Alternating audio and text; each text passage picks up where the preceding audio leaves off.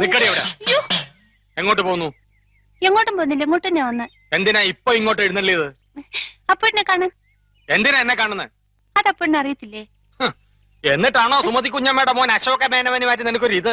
കബഡി മത്സരത്തിൽ അവൻ എങ്ങനെയോ ജയിച്ചെന്ന് കണ്ടപ്പോ നീ ഇവിടെ കിടന്ന് ഉറഞ്ഞു തുള്ളുന്നുണ്ടല്ലോ. ജയിക്കുന്നവരാരായാലും ഒരു അഭിനന്ദിക്കുന്നതിൽ എന്താ തെറ്റ്? അന്യനൊന്നും അല്ലല്ലോ, അതും എന്റെ അമ്മായിയുടെ മോൻ തന്നെയല്ലേ. അത്രയ്ക്കും ഇഷ്ടമാണെങ്കിൽ നിനക്ക് അവനെ തന്നെ കെട്ടിയാ പോരെ? ഇഷ്ടമുള്ളവരൊക്കെ എല്ലാരും കെട്ടല്ലേ? നിങ്ങൾ നേരെ നോക്കിയാ കീരിയും പമ്പും പോലാണല്ലോ. നീ എന്തിനാ രമേന്തി അവനെ ദേഷ്യം പിടിപ്പിക്കുന്നേ?